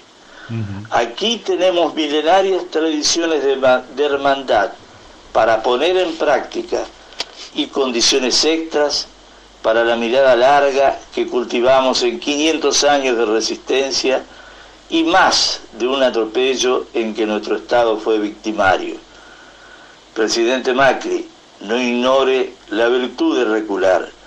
Las cosas están planteadas hoy para darnos mártires, y esos mártires serán inocentes, serán niños, serán madres, serán nuestros hijos. Presidente, porque venezolanos y argentinos somos hermanos hasta el tuétano. Vamos derecho a una masacre. Todas las luces rojas fueron encendidas ya, no hay margen, y si hay razones de peso en un lado, también las hay del otro. No pocos venezolanos, hartos de tropelías, se muestran permeables a una ayuda externa, como una madre iría aquí por la pena capital si tocaran a su hijo. Hoy se impone recular. Ya tendrán tiempo de cada lado para analizar fortalezas y debilidades, aciertos y errores. Si nos aferramos a criterios occidentales, si medimos quién tiene el arma más sea ganando como perdiendo, solo mostraremos la envergadura de nuestra imbecilidad. Hay otros caminos, presidente Macri, y no se lo estamos diciendo porque lo consideremos a usted en el centro. Aquí el gobierno argentino juega desde la periferia con otro centenar de gobiernos de todo el mundo, está claro, pero la Argentina puede dar un plus, y por eso nos dirigimos a usted, para que considere ese adicional que nos da nuestra tristísima experiencia. Vea que por seguir caminos equivocados, el poder porteño, en su momento, fogoneó la Triple Alianza, que aniquiló a los hermanos del Paraguay. Primero nos metimos contra Uruguay, luego contra el Paraguay y perdimos todos. En este 2019 recordamos que se conmemora los 150 años de la triste batalla de Acosta Ñu, en la que los grandotes degollaban mujeres y niños. Una vergüenza. Ya en el colmo de las atrocidades de la guerra.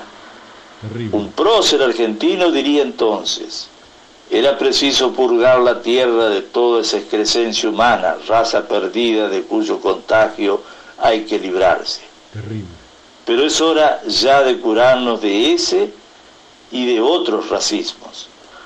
Nosotros fuimos empujados allí por intereses ajenos.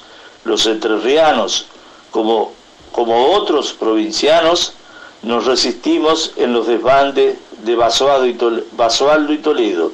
Desbandes. Y nuestros pensadores fueron llamados entonces en forma peyorativa yerbócratas y paraguayistas por defender la hermandad con el Paraguay. ¿Cuánta razón teníamos? ¿Cuánta sangre de inocente se hubiera ahorrado con algún general corajudo para dar un paso atrás? Hoy le escribimos desde esa vergüenza de la Triple Alianza al servicio del imperio inglés, y le escribimos desde la experiencia reciente de poderosos como el mismo expresidente de los Estados Unidos, Barack Obama, que hoy mismo lamenta la invasión a Libia. Ni hablar de las mentiras del imperio, expresadas bien en las armas de destrucción masiva, entre comillas, que le adjudicaron a los iraquíes. Así podríamos seguir con similares alertas contra la violencia estéril interesada. Recule, señor presidente, y será un gesto valiente que sus actuales adversarios en el gobierno de Maduro Moros sabrán comprender.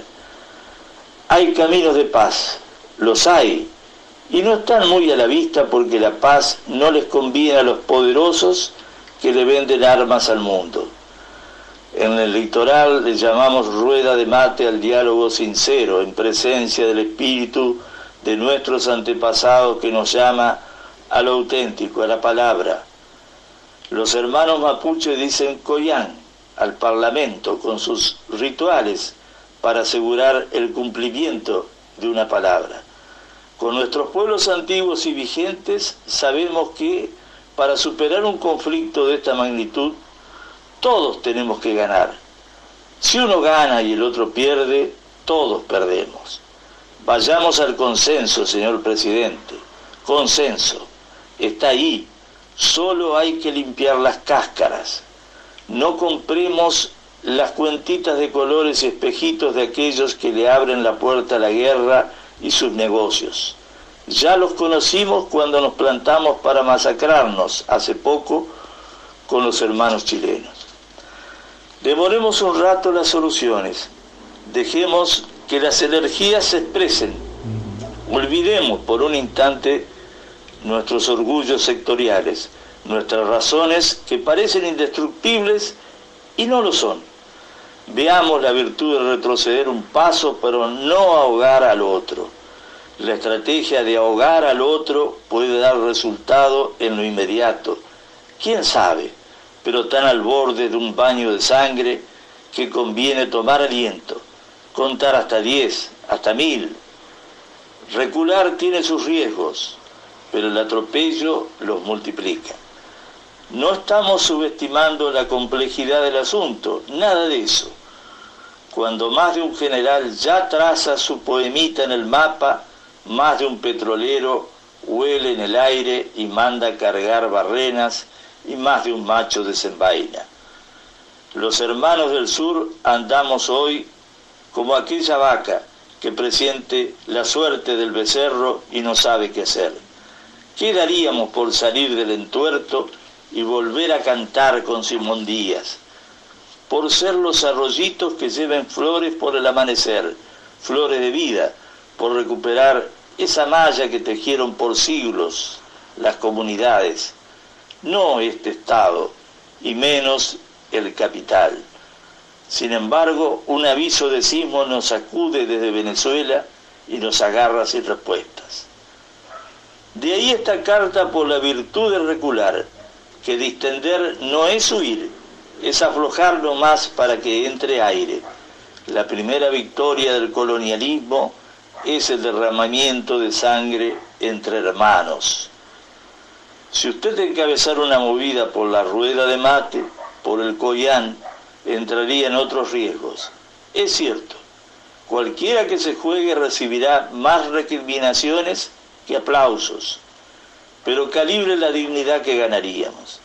Si la encabezara, podría hacerlo considerando un diálogo de otra dimensión, en presencia de nuestros saberes milenarios, nuestra historia de hermandad, nuestras luchas, nuestras mujeres y hombres que por tantos años en todo el continente bregaron por la independencia, la autonomía de los pueblos, la libertad y en presencia de la biodiversidad que nos contiene.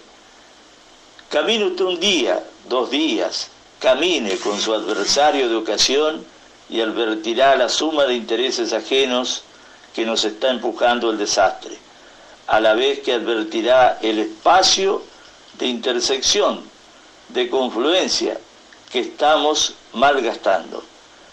Claro que hace unos años hubiéramos hablado en otros términos, tanto del lado de Nicolás Maduro como del lado de Juan Guaidó, pero esta carta es para hoy, es para las energías concentradas al borde del abismo. Bueno, aquí vamos a dejar, porque se nos fue el tiempo. Esta carta es para hoy. Le falta un tramo a la carta, pero bueno, el tiempo se nos va. Y esta carta es para hoy, es una carta para decirle al presidente con mucha inteligencia, con mucha sabiduría, recurriendo a las culturas originarias de nuestros pueblos, el respeto por los niños, por las madres, por las mujeres, por la naturaleza, no a la guerra, no al intervencionismo. Si el presidente Macri supiera la oportunidad brillante que tiene, si no lo cegara su alineamiento automático, si tuviera un grado de autonomía, si la humanidad lo ganara a él y observara que esto sería saludado por los pueblos del planeta y que le darían a la Argentina una dignidad extraordinaria, probablemente su corazón se conmovería y quizás actuaría por el camino lógico, sensato, que es defender la paz y el diálogo. Si se deja arrastrar por el ala belicista de los Estados Unidos, que vienen haciendo desastres en el mundo desde hace mucho tiempo, y a la luz incluso de quienes son más jóvenes y quizás no conozcan la vieja historia, pero sí saben lo que fue la intervención en Libia, que lo que hizo fue destruir a ese pueblo, generar un atraso tremendo, atraso económico, atraso educativo, atraso sanitario, atraso en infraestructura, todo por el petróleo que tiene Libia, lo que fue la intervención en Irak, lo que es la intervención en Afganistán, lo que es las 800 bases, más de 800 bases que tiene Estados Unidos en todo el mundo, lo que es la base humanitaria que dice poner acá en Neuquén, que no es una base humanitaria sino militar. No ese es el camino es el volver a nuestras raíces, a nuestras fuentes culturales y desde ahí observar, y con la autoridad moral que plantea con la experiencia de la guerra contra Paraguay, ¿verdad? O contemplar que tenemos por 1000 años una convivencia extraordinaria los que habitamos la América del Sur para desde aquí irradiar paz para todo el mundo, una nueva forma de convivencia entre los seres humanos. De lo contrario, con las armas desarrollándose como lo están haciendo, con la guerra espacial, con los cohetes con cabezas y ojivas nucleares, evidentemente ese no es el camino. El camino es otro, y a ese camino convocamos nosotros para que nuestros oyentes, los seguidores de este programa, también puedan sumar en donde estén, en un bar, en la cola de un colectivo, cuando van al banco, cuando intercambian a través de internet, cuando se mandan un mensajito: paz para Venezuela, paz para América Latina, paz para todos los pueblos del mundo. Y ese es el leitmotiv del día de hoy, para que no ocurra en Bogotá lo que Estados Unidos está determinado, que es avanzar con una invasión imperialista, pero con un consenso de algunos súbditos que, al no ver más que hasta el interés corto de la punta de su nariz, a nosotros el Fondo Monetario salió a respaldar a este gobierno con 50.000 millones de dólares, pero eso alcanza hasta fin de año nada más. Pero después viene el 2020, el 2021, y ya hasta ahí no llegan ellos. Salvaron a Macri para que gane la próxima elección. Tampoco va a ganar la próxima elección porque no han resuelto con esos 50.000 millones de dólares los graves problemas que tiene nuestro país. Pero simplemente y estrangulan a Venezuela para ver si pueden voltear a aquel gobierno y poner un gobierno títere que responda a la lógica de Washington. Sí, que lo sepan, no están nuestros pueblos en ese curso cultural. Washington puede ser el centro de la política para los Estados Unidos y nos parece magnífico, pero no para los pueblos de América Latina, cuya independencia, soberanía y autoestima ha sido duramente golpeada, pero que seguirá con gran estirpe como lo es desde los tiempos de nuestra independencia, y por tanto lo que corresponde es pensar en nuevas relaciones entre nuestros pueblos infinitamente más fructíferas y benéficas para todos. Sí, aclarar además que el bloqueo económico a Venezuela ya se está calculando en el orden de los 30.000 millones de dólares, que es parte del problema que tienen en este momento. Sí, claro, porque hay una gran hipocresía. Por un lado, es el tipo que te cierra la llave de paso del agua corriente en tu casa y después te ofrece una botella con agua, que no sabes siquiera si no está envenenada. Entonces es una gran hipocresía. Si realmente quieren que el pueblo de Venezuela viva mejor, pueda resolver sus problemas, que todos lo queremos, lo que hay que hacer es normalizar las relaciones comerciales y quizás haya que, en el marco de un diálogo, convocar a nuevas elecciones para que el pueblo elija lo que el pueblo elija. Sí. Los pueblos no eligen lo que otros queremos, sino que eligen lo que ellos quieren. Digamos que también en los medios se habla de la guerra con una total displicencia. La guerra es una cosa terrible. Nuestro continente, afortunadamente, se ha visto... Aquí en La Brújula, a todos y todas, a las 12 horas. Radio La Luna, AM 1140. Hasta mañana. Digamos, exento de grandes guerras en los últimos años. Es un territorio de paz. Preservar esa paz es un valor para todos los latinoamericanos. Y bueno, y mirar las noticias con una mirada crítica, que es lo que estamos proponiendo desde este espacio, desde tu columna, ¿no? Mirar las noticias con una mirada crítica, entender por qué se promueven ciertas cosas. Y bueno, y está el petróleo ahí atrás. Y les recuerdo que el 1 de enero de 1979, plena dictadura militar, marchamos desde el episcopado argentino hasta la Catedral de Buenos Aires por la paz entre Argentina y Chile.